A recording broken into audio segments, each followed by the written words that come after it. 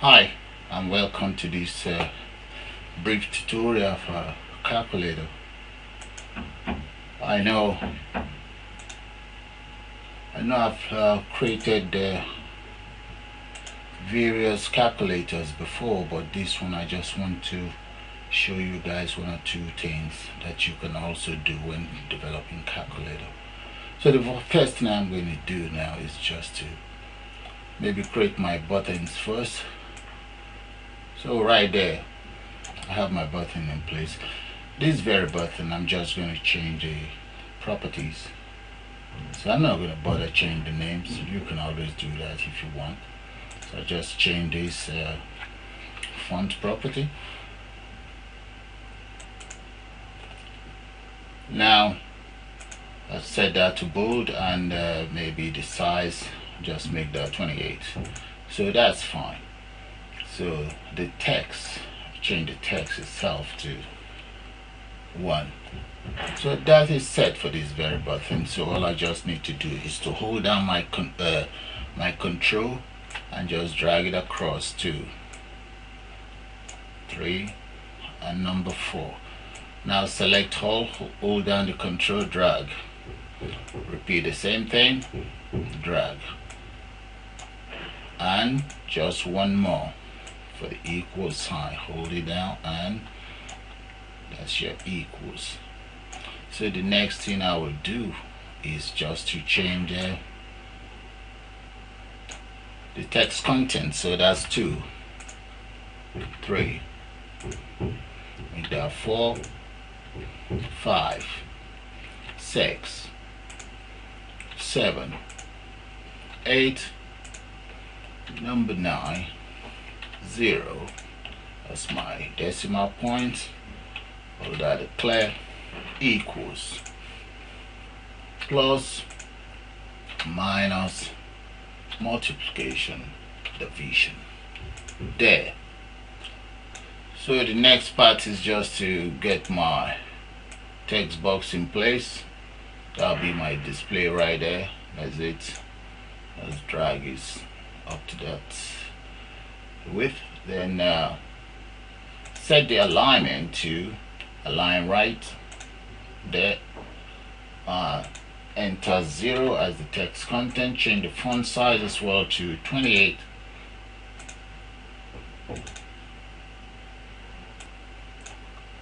Let's change that to 28 as well, and just move it there. I think that's about right. So let me double click. I will now double click on the form and declare 4 variables. Okay, the next thing is just to declare some variables. So I will declare first number, make that decimal or decimal, and second number as decimal as well. Let's change that to second. There. And 2 more decimal. This one will be called operations. Operations as integer. Then let me declare one boolean, or let's call this operator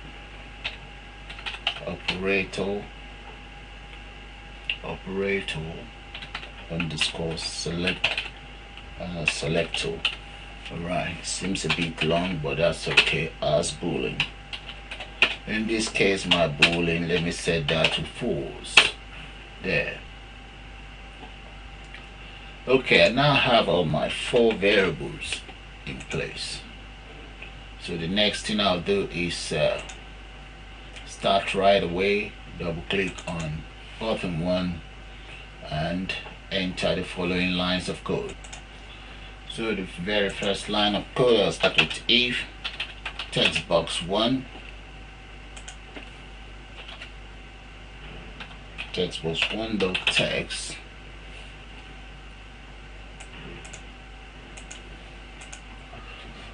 then text box 1 dot text plus equals 1, else text box 1, just copy that, text box 1 equals 1. So that's the very first line of code for the very first button 1. You can see if it's text box 1 it's not equals to 0, then you add 1 to it, else equals 1. So I might as well just copy and paste that in button 2. So come in here, double click on button 2, repeat exactly the same thing. The only thing I change is now this number 1, change number 1 to 2. Repeat exactly the same thing for button 3 there. So it's just exactly the same thing I'm doing right now. Repeat the same process for button 4, paste. So I'm now going to speed it up and I'll get back to you guys. Okay, number 1 to 9, I've entered all the codes in number 1 to 9. You can see it's just similar codes apart from 0, but before that let me just try it out so that you guys see what I'm talking about. So when I click on 1, 2, 3, 4, 5, 6, 7, 8, okay, 0 is not working yet, these are not working, so let's get those coded. Now we double click on 0. In the case of 0, we just change this to 0 and get rid of the else, whatever. Just get rid of that. Yeah. And that's the 0 right there. Done. Okay, now let's take care of the clear button. So we just say text box 1 dot text, you return that to 0. Okay, so the text box that's for the full stop or for the decimal place, that's it right there.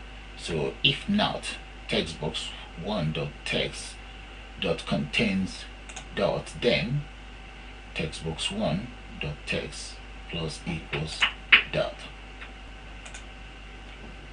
Okay, the next thing is the programming of the plus button, and there, okay, first number is stored inside the variable, the text value is stored inside first number, and the text box actually defaults to 0. In that case, operator selector becomes true and the operator becomes 1, which is for the plus sign. And look up here, right up here, you can see the operator selector was false, now it becomes true, and operator there becomes, the operator there becomes 1. Okay, you can even put a comment and just say equals plus. So all you just need to do is copy that and repeat exactly the same thing for the plus sign, paste that there, this becomes 2, and that minus, repeat the same thing for the addition. So anytime you select that, the system will actually see the operator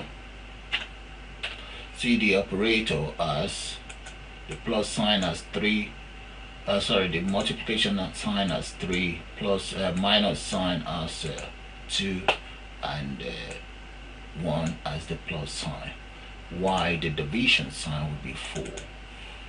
Okay, now paste that right in there, change that to 4, and let's comment it. That is it. So the last but not the least would be the equal sign. And right here are the codes for the equal sign right there. suppose you can see it. So if selector equals true, then the value inside the text box is stored inside variable second number. And if operator equals 1, then we add these together. First number plus second number, store it in there. Else, if operator equals 2, that will be the subtraction sign. Operator equals 3, the same thing. Else, if second number equals 0, then the system will display error. Else, the division sign will take precedent. And if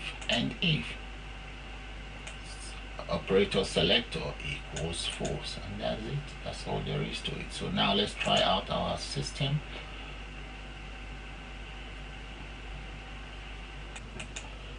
Okay, now let's just try out this calculator. Let's say 23 plus 6.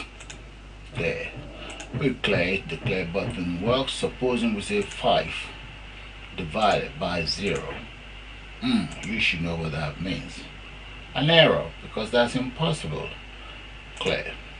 8 times 5, 40, minus 4, divided by maybe 2, or let's say 21, an odd number, and there, that's what you get.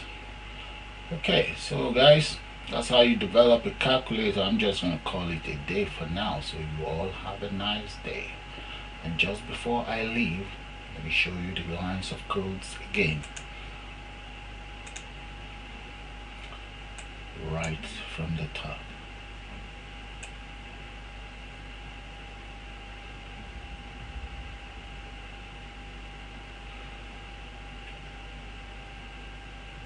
It's a very simple code and works more effectively. You have a nice day now.